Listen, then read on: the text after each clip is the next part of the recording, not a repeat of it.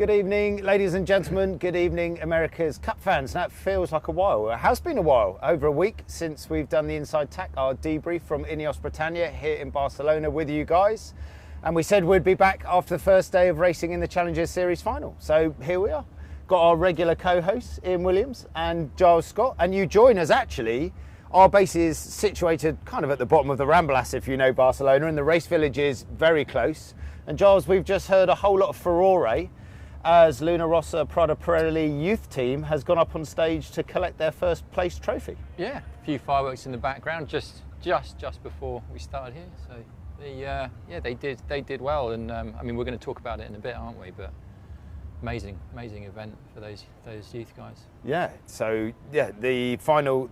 To start with the youth match racing final, it was a final between Luna Rossa, as we said, that won, and American Magic.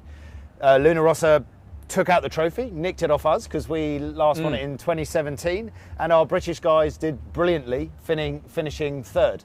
Yeah, they did. It was, I mean, the whole event was amazing, and as you say, the British guys did an amazing job. Very nearly made it into that shootout match racing final, but didn't quite get there. But yeah, an amazing event. The AC40s are really quite cool little go-karts. In fact, they're not little go-karts. We refer to them as little go-karts now because we've got used to the big boat. But those boats are seriously impressive bits of kit. And you know, if I could have been yachting around in one of them when I was that young, it would have been. Yeah, it's an amazing opportunity for all of them. And it's about the pathway, right? It's about the pathway to come and do this in a few years. Yeah, absolutely it is. And you got to doff your cap to the Italians. They did an amazing job. You know, a few of the guys were racing out in Jeddah and did just fine out there as well. So yeah, I mean, an amazing event, and as you say, amazing pathway, and what an opportunity. Yes. So well done, Luna Rossa, for winning that one for sure. Ian, then we moved on to the first two races of the Louis Vuitton Cup final, Ineos Britannia versus Prada's senior team. What conditions did we have out there racing?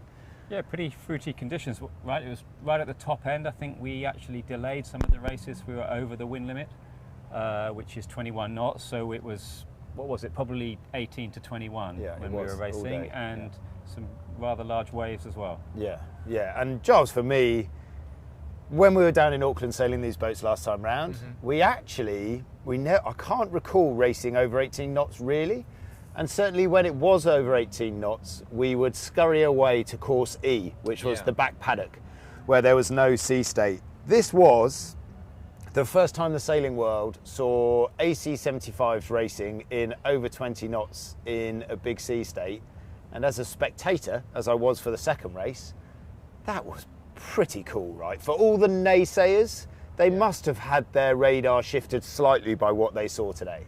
Yeah, I think it was an amazing bit of sport, and as you say, the progression of the class over the last three years has been pretty exponential. And there was a day that we raced in Auckland that was kind of used, and Ian Murray's talked about it. He's kind of used that as Ian Murray being the race officer race here, director, the race director, yes. And when we were having conversations about, you know, how much is too much and the wind limits get put in place, and then also the biggest factor is really the sea state, because that was the biggest unknown. And in Auckland we had one race day, the day that the Americans had that big capsize. I think it was 0.7, 0.8 of a metre, maybe peaks of a metre. And that was considered big then? And that was considered on edge and too and almost too big. And you know, now today racing around, and albeit quite long periods, 1 to 1.5 metre waves and pinging off 21 knots. And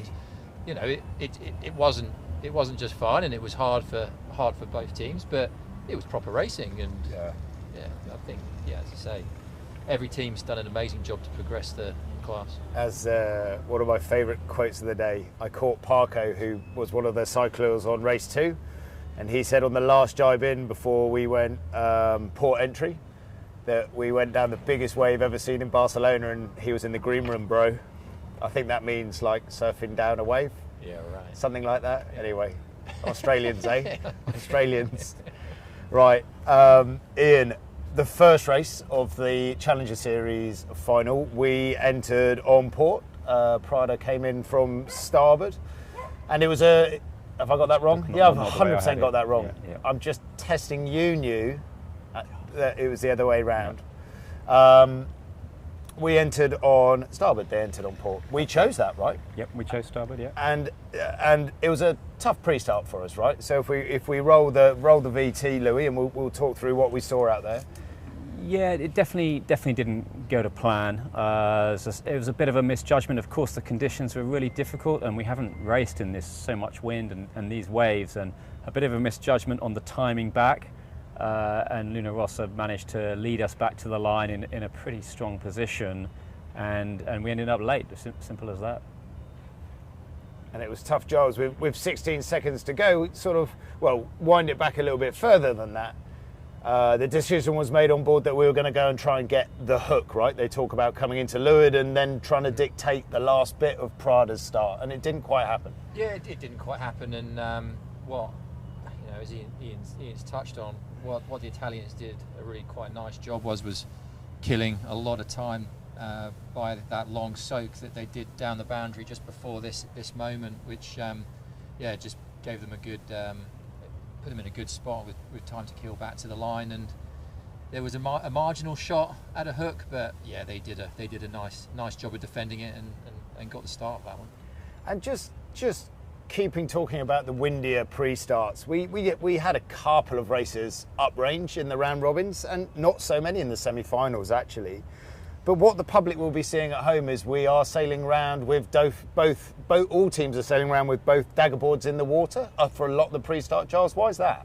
Yeah, well, it's a lot more stable, and it also saves a lot of energy. Saves you cyclists.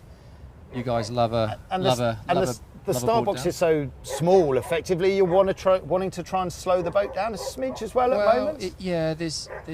The box is small, and if you're racing around at full speed at 50 knots, like you could in theory, you're going to burn a lot of energy, and you're going to cover a lot of distance. And the distance there isn't that distance in the start box, which means you have to do more manoeuvres, more energy burned. Yeah. So there becomes a bit of a balancing act between getting in the right position, keeping the sailors fresh and ready for the race, and also getting the positioning right. Yes, and we rolled off that, and we saw at the end of that clip, Prada had a nice little spot on us, and we tacked out and got a split. We went to the right-hand side of the course, or they went to the left-hand side of the course. When we came back together, they had a healthy lead coming in from that left-hand side and did a good job throughout the rest of that race, shutting down the race course. Whenever we were coming into gates, top gates or bottom gates, they did a nice job of just planting in front of us, taking our options away. They did. They didn't really give us any good options to get any good leverage. I think it's always, in these conditions, it's always difficult when you're behind anyway.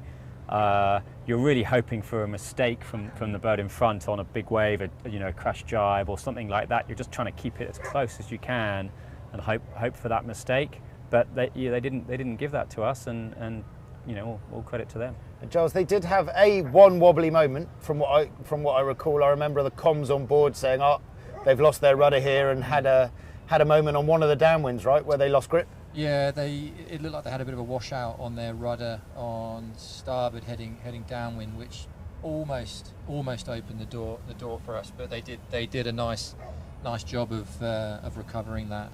And yeah, it's something that we've seen on all the yachts, that the rudders are susceptible to a washout, and in the sea state, it's something that everyone's got to manage pretty carefully. And the race got closer after that washout, and we came into a leeward gate with a decision where we were ley line for a left turn and a conversation about doing a jibe right turn, and we chose to go ley line left turn and then do an early tack, something that is famously now called a JK from the America's Cup in 2013. We were within touching distance going into this, and it wasn't our finest manoeuvre, safe to say. No, it wasn't, and it's a really difficult position to be in, because when you're behind, you always want to be able to, or try and look for options to create separation, and this was one of those opportunities. But yeah, it's quite a difficult manoeuvre, and if you were just time trialing around the racetrack on your own, you'd never choose to do it. Yeah. So really, you're taking the hit of the manoeuvre to try and get a gain elsewhere, break some cover, effectively try and make something happen. And in both the races today, actually, you kind of saw the boat that was behind take the opportunity to create a split. In this instance, it was a JK, and in the next race with Prada, it was a late jibe for a two-board hold into a roundup, and in both instances, distance was given away and given to the leader. Yeah, it's a tricky one again to manage. The risk reward. Yeah, and the reality is when you're behind, it's kind of heavily risk, and you're happy to take it because you're behind. And then so Luna Rossa went on to get the first point in the Challenger Series final. We then had quite an odd situation, I thought, where we had a big break where the youth final was aired. Although it was sailed earlier in the day, they used an hour. We had 65 minutes in between races, and Giles, you piled on board with Coach Robs, and all the afterguard got together, had a huddle, and you pretty much watched the whole race back, give or take. Like, what a weird spot in sport, like at half time. It'd be like a footballer going, right, should we watch that first half back and figure it all out? Like, that was the bit of the vibe I got. It was a bit. It was a big break. I mean, I'm sure for those watching, it wouldn't have seemed that big because there's plenty of action with the youth racing. But yeah, that had all been done just before race one. So yeah, we had plenty of time to go through things. You know, we spoke to Ian. We watched the racing. Got Robbie involved, of course, and the guys back here at base and back in Brackley had a good regroup and came out swinging for race two. So yeah, it was maybe a bit of a long break, but we used it all. Yeah, absolutely. And Ian, in your elevated position up in the tower, in between the finish of race one going into race two, there was a breeze build and a sea state build. Could you see that from up where you were? Yeah, we could, particularly at the top of the course, got particularly fresh, didn't it? And yeah, no, for sure we can see that all happening from where we are. Yeah, and rolling into the next pre-start in, this time we were entering on starboard, we switched ends. Here we are. So this time we entered on port, starboard last time. Yeah, I'm back to front today. That's all right. Yeah. That's all right. Apologies. Yeah, and the sea state was certainly significant in this pre-start, wasn't it? We had a couple of loose moments and just managed to rescue it in time for the start. We did a circle entering on port. They came out to boundary and it's kind of turned back there, you can see, with 50 seconds to go. Yeah, and our circle hadn't been super successful. We were a bit out of position, and as a result they got quite nicely wide of us here, but I think the guys did a great job of just locking the boat in. We were a little faster than them at start time there, and the first tack on the boundary was really well executed, and I think that was critical. Yeah, and moving on to the racing footage here, Louis. Top half of the first beat, Giles.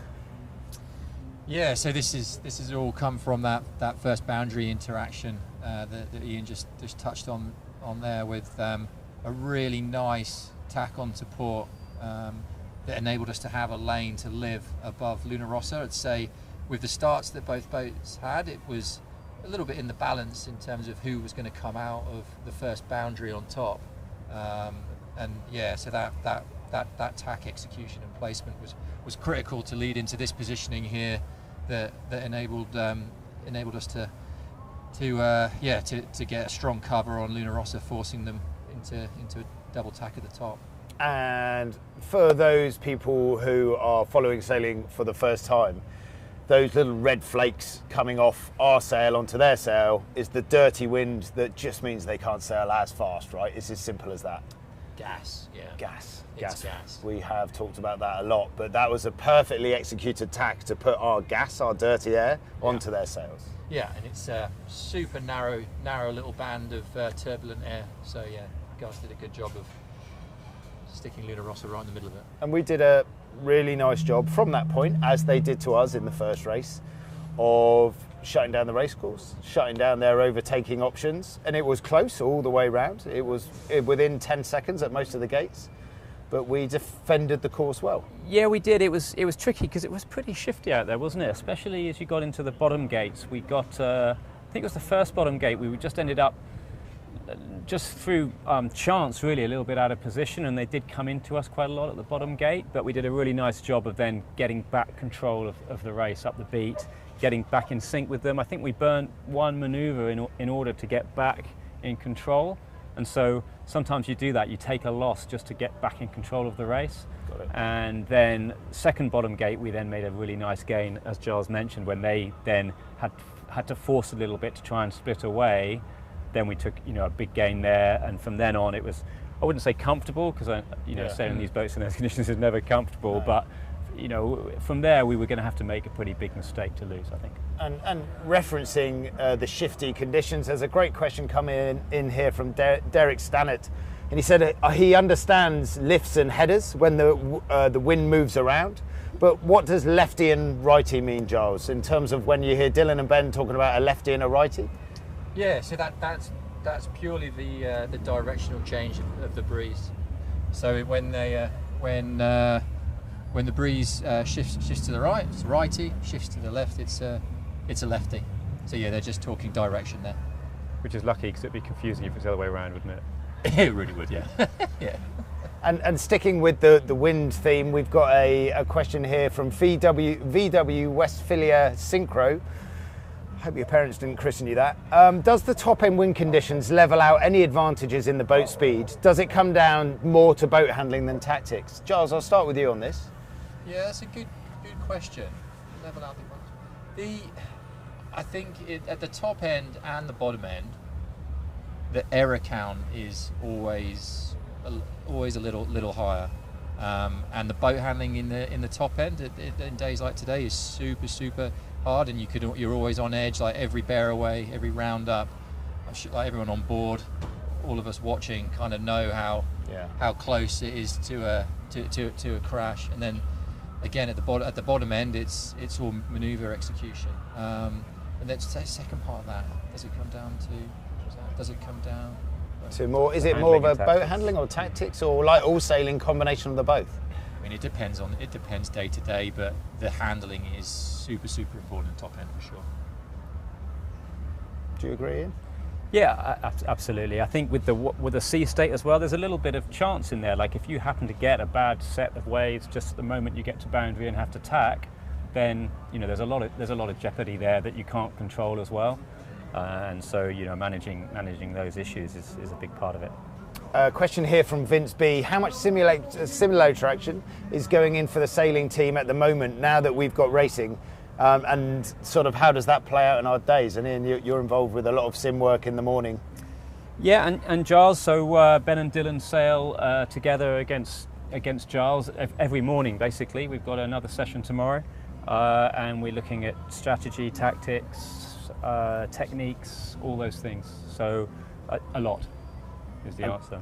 Giles, I often walk past the window of the simulator room, and you have got kind of noise defencelling earmuffs on, so you can't hear their tactical conversation in your own little world, trying to give them a good old dust up, right? Yeah, in my own little world. In your own little world, exactly. They're only as good as the competition that they're racing against, and in Giles they are racing against one of the very best. Question from Peter Jonesy, our old IT legend. Why don't the jibs flap anymore, even in the tacks? Now, this is coming from a guy who did every single Admiral's Cup from the 1950s to the present day. He used to sail with rope-to-wire sheets. He says it used to be windier back when he sailed. So basically, Jonesy is absolutely full of it. Giles, why don't the sails flap? Because Jonesy doesn't get it. Sails don't flap, they go on tracks. They're always under tension, Jonesy. No winches. Yeah, no winches. Fully battened. It's a whole new world, Jonesy. Flappy sail is an unhappy sail, Jonesy. You should know that. I think we should end on that note, really, to be honest. We knew this was going to be close. We knew this was going to be really close, and it is going to be close. I think, what have we learned today in 18 to 21 knots in 1.5 metre sea state? These boats are fairly similar in speed. Both boats might have a spot here or there that they'd be happier with. The score sheet says it all. I think it's 1-1. It's 1-1. It's yeah, great day of racing, and it was close, and either boat could have won either race. So yeah, it's going to be a tough one. It's going to be great to watch, and sailing, obviously, but watch as well. Tomorrow is a non-race day, right? That's right. And then racing next is Saturday and then Sunday. And then if we get those races in over the weekend, Monday is a reserve day. Monday's reserve, and then back on Tuesday. Well, there you go. We've got them lined up, haven't we? It's going to be a hell of a battle, and I think we enjoyed today. For me personally, I think the America's Cup really showed off today. I think the Youth America's Cup was incredible. I think these AC 75s in over 18 knots in a sea state was incredible. And I hope you enjoyed it too.